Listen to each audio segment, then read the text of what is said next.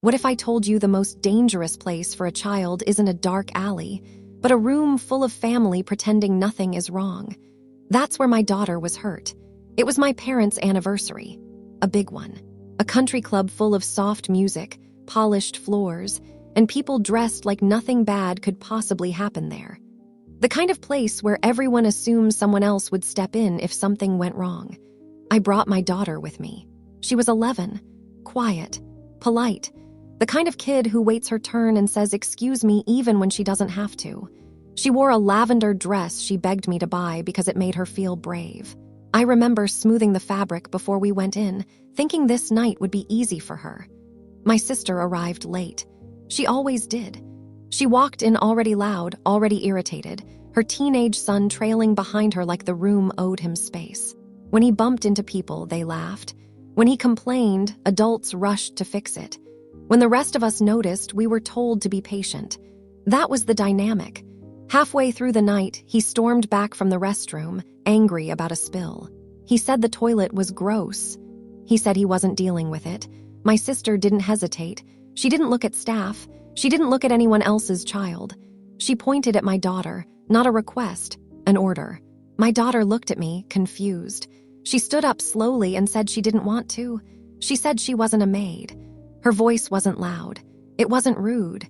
It was steady. No one questioned why an 11-year-old girl was being told to clean up after a teenage boy. My sister stood so fast her chair scraped the floor. She grabbed a belt that had been set aside earlier, thick leather, heavy buckle, and before anyone understood what was happening, she swung. The sound cut through the room. My daughter screamed. People froze. My mother didn't move. My father looked down. Not one adult stepped between them. I did, but not before the damage was done.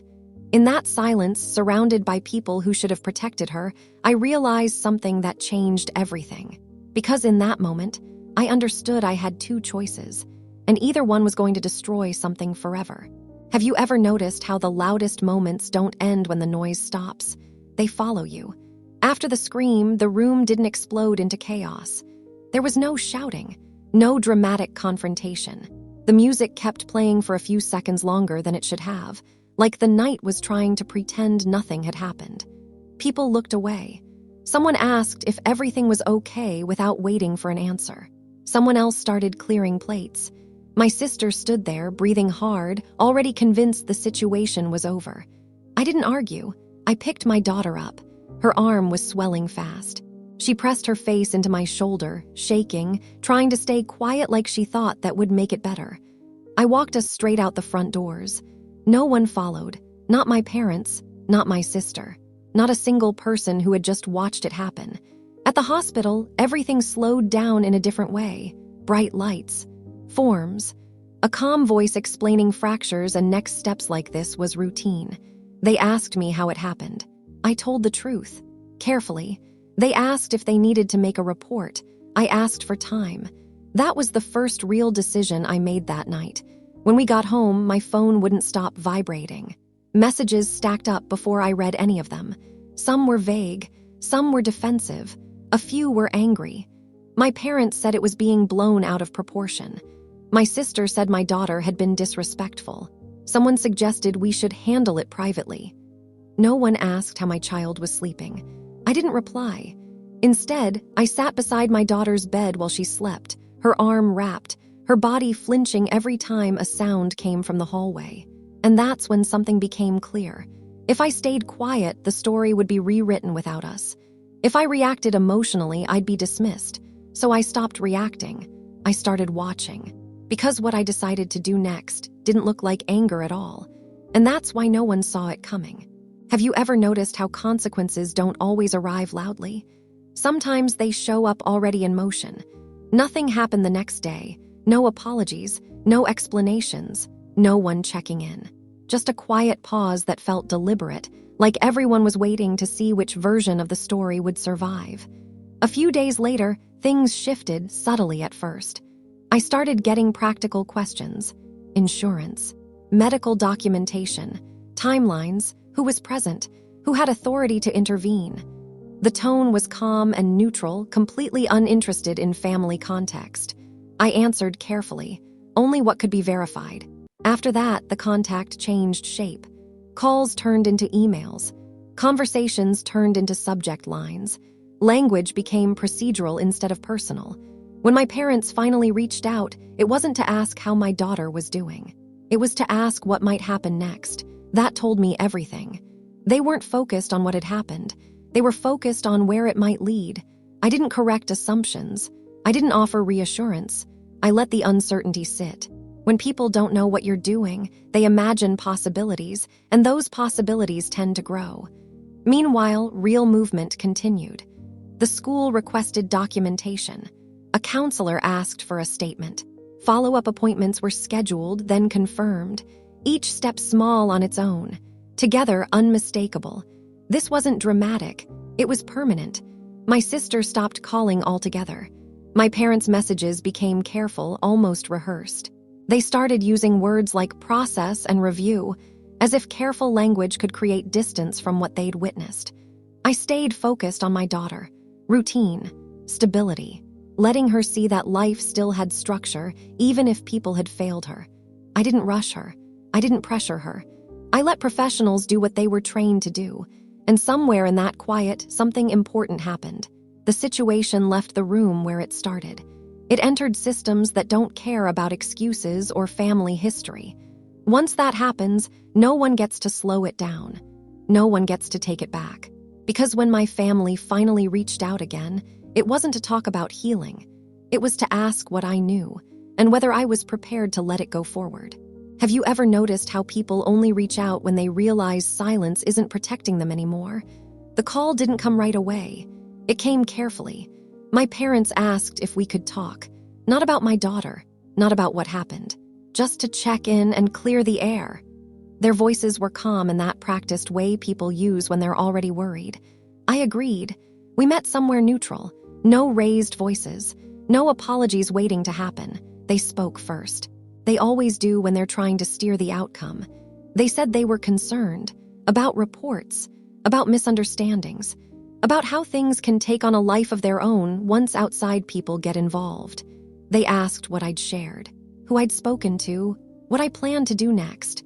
Not once did they ask what my daughter remembered. That was the moment I understood the real question. They weren't asking for peace.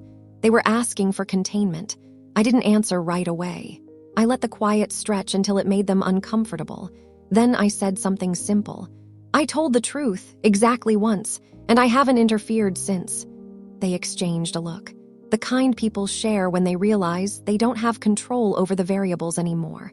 My mother asked if there was any way to slow things down. My father said families shouldn't be handled like cases. He said mistakes happen. He said intentions matter. I listened. I didn't argue. When they finished, I told them something they didn't expect. It's not up to me anymore. That's when the tone shifted. Questions turned sharper. What did I know? What documentation existed? What had been submitted? What hadn't? They assumed I was holding something back. I didn't correct them because the truth was simpler and worse for them. I wasn't driving this. I was just no longer blocking it. And once they realized that, the conversation ended quickly. They left without saying goodbye.